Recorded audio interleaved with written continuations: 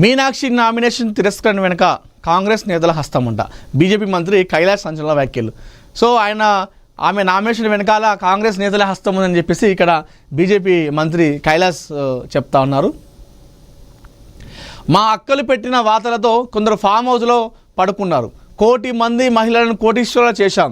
బస్సుల పంపిణీ కార్యక్రమంలో సీఎం రేవంత్ రెడ్డి.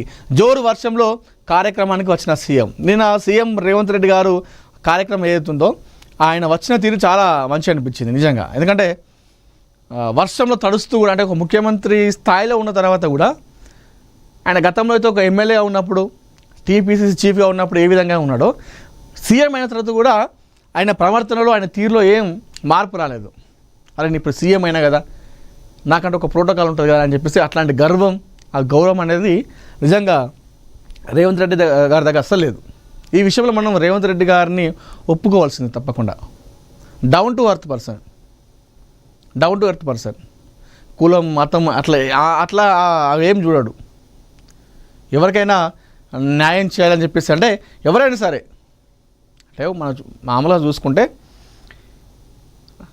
అంతవరకు ఎందుకు, ఒక ఎమ్మెల్యేని అనుకోండి, ఒక ఎమ్మెల్యేల దగ్గరికి ఒక మనిషి వచ్చింది అనుకోండి, అరే వాడు నా కులం కూడా, నా కులం అయితే చాలు, నా మతం కూడా, నా ఊరోడా అని చెప్పేసి చూస్తారు కదా. అయితే రేవంత్ రెడ్డి గారికి ఆ కులం అనేది అసలు పట్టించుకోడు. ఆయన ఒక అగ్రవర్ణ కులానికి చెందిన వ్యక్తి అయినప్పుడు కూడా అట్లాంటి అస్సలకు ఉండేది. ఆయన దగ్గర ఎక్కువ పక్కన ఉండే వాళ్ళు ఎవరైనా సరే అందరూ కూడా బడుగు బలహీన వర్గాలు చెందినటువంటి నాయకులే ఉంటారు. ఎగ్జాంపుల్ మన గిరిజన బిడ్డ సీతక్క లాంటి వాళ్ళు వాళ్ళే ఎక్కువ ఉంటారు. ఈ విషయంలో రేవంత్ రెడ్డి గారిని మనం ఒప్పుకోవాలి. ఎంత ఎదిగినా ఒదిగి ఉండాలి. సరే, సీఎంగా ఆయన పని మంచి చేసుకుంటున్నాడా, పని చేయట్లేదా, మైనస్ ఆ ప్లస్ పక్కన పడితే ఆ మనసు అనేది ఇంపార్టెంట్. మనిషి మంచోడా కాదా, ఆ విషయంలో 100కి 100 మార్కులు పడతాయి మన సీఎం రేవంత్ రెడ్డి గారికి. సో నిన్న వర్షంలో కూడా ఆ కార్యక్రమం చాలా బాగా నడిచింది. మహిళలను ఉద్దేశించి చాలా ఉత్తేజంగా మాట్లాడాడు. సో ఆయన స్పీచ్ ఇస్తున్నంతసేపు కూడా మహిళలు మొత్తం కూడా అరుస్తూ, కేకలు వేస్తూ, విజులేస్తూ కూడా వాళ్ళు కూడా ఎంజాయ్ చేయడం జరిగింది. సో ఆడబిడ్డల ఏమనంటే, ఆడబిడ్డలను ఎవరైతే ఏడిపిస్తారో వాళ్ళు ఎప్పుడైనా కూడా ఇంటి ముఖం పడతారు అని చెప్పేసి చెప్పాడు. అంటే కేసీఆర్ను ఉద్దేశించి వ్యాఖ్యలు చేయడం జరిగింది. సో మా ప్రభుత్వం అయితే మహిళల సాధికారకత కోసం, మహిళ అభ్యున్నతి కోసం, మహిళ అభివృద్ధి కోసం ఎన్నో కార్యక్రమాలు చేపడతాం కూడా. మహిళలు బాగుంటేనే ఆ ఊరు కానీ ఆ రాష్ట్రం కానీ బాగుంటుందని చెప్పేసి చెప్పడం జరిగింది. సో నిన్న ఈ కార్యక్రమం చాలా సక్సెస్ అయింది. వర్షం కొట్టినప్పుడు కూడా నిన్న చూసినాం హైదరాబాద్లో అంత జోరు వానలు కూడా ఈ ప్రోగ్రాం గ్రాండ్ సక్సెస్ అయింది. సో ఇది అంటే ఈ మధ్యకాలంలో పథకాలు అమలు చేయడంలో కాంగ్రెస్ ప్రభుత్వం చాలా ఫాస్ట్గా వెళ్తూ ఉంది. ఎందుకంటే మరో 2 సంవత్సరాల్లో ఎన్నికలు వస్తూ ఉన్నాయి. 2 సంవత్సరాలు ఉన్నప్పుడు కూడా ఒక సంవత్సరం అనుకోవాలి. ఎందుకంటే ఇంకొక సంవత్సరం మొత్తం కూడా ఎన్నికల హడావిడి ఉంటుంది. ప్రచారం చేయడము, నామినేషన్లు, తిరస్కరణలు ఇవే ఉంటాయి మొత్తం కథ. అంటే కేవలం ఉన్నది ఒకే ఒక సంవత్సరంన్నర.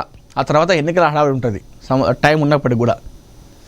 అయితే ఈ గ్యాప్లో, ఈ వ్యవధిలో తెలంగాణ ప్రజలకు దగ్గర కావాలి, పథకాలు వారి దగ్గర చేరవేయాలి, కాంగ్రెస్ ప్రభుత్వం చేసినటువంటి అభివృద్ధి కార్యక్రమాలని వాళ్ళకు తెలియజేసినటువంటి విషయంలో కాంగ్రెస్ ప్రభుత్వం అయితే ఒక వ్యూహాత్మక అడుగులైతే వేస్తూ ఉంది. ఈ నేపథ్యంలో సీఎంతో పాటు కేబినెట్ ఎవరైతే మినిస్టర్స్ ఉన్నారో వాళ్ళందరూ కూడా చాలా చురుగ్గా వ్యవహరిస్తున్నారు. వారి పనితనాన్ని ముందుకు తీసుకెళ్తా ఉన్నారు. నేడు ఆదిలాబాద్కు డీజీపీ, పలు ప్రారంభోత్సవాలు, తోషంలో గ్రామ సభకు హాజరంట. హైదరాబాద్లో భారీ వర్షానికి 2 బలి, కరెంటు తీగలు తెగిపడి. ఇక నాకు నిన్న హైదరాబాద్లో కురిసిన వర్షానికి కొండాపూర్లో చూసినాం కదా, కొండాపూర్లో అయితే కార్లు మునిగైపోయినాయి. అక్కడ అది పాపం పార్కింగ్ చేసి ఆయన ఏదో బేకరీకో లోపల పోయి ఛాయ్ తాగడానికి లోపలికి పోయి వచ్చేసరికి కార్ లేదాడ, వరదలో మునిగిపోయింది. అంత బీభత్సంగా ఉంది. మరి ఇప్పుడు ఈ వర్షాకాలం పెద్ద టాస్క్ నాయకులకు, జిహెచ్ఎంసీ అధికారులకు, కార్పొరేటర్లకు కావచ్చు, మేయర్లకు కావచ్చు, అంటే ఇప్పుడు అయిపోయింది కానీ జిహెచ్ఎంసీ అధికారులకు, దాంతోపాటుగా నాయకులకు, ఇది ఒక పెద్ద ఈ ఈ వర్షాకాలం అనేది ఒక పెద్ద టాస్క్. ఎందుకంటే దుమ్మెత్తి పోస్తారు ప్రజలు. ఈ రోడ్లు ఏంది చినుకు వానకే, ఒక్క చినుకు వానకే మొత్తం చిత్రం అయిపోతుంది హైదరాబాద్. అలాంటి పరిస్థితి. మరి ఈ వర్షాకాలం, గతంలో వర్షాకాలంలో చూసినాం హైదరాబాద్ ఏ తీరులో ఉండేది. మరి ఈ వర్షాకాలంలో ఇంకెన్ని ఇబ్బందులు పడతాము. నాయకులు కావచ్చు, అధికారులు ఎలాంటి చర్యలు చేపడతారు ముందస్తుగా. ఎందుకంటే ముందస్తు చర్యలు నిన్న చూసినాం. ఇది ఒక దాన్ని ఏమంటారు మనం, ఒక ఎగ్జాంపుల్ లాగా అనుకోండి.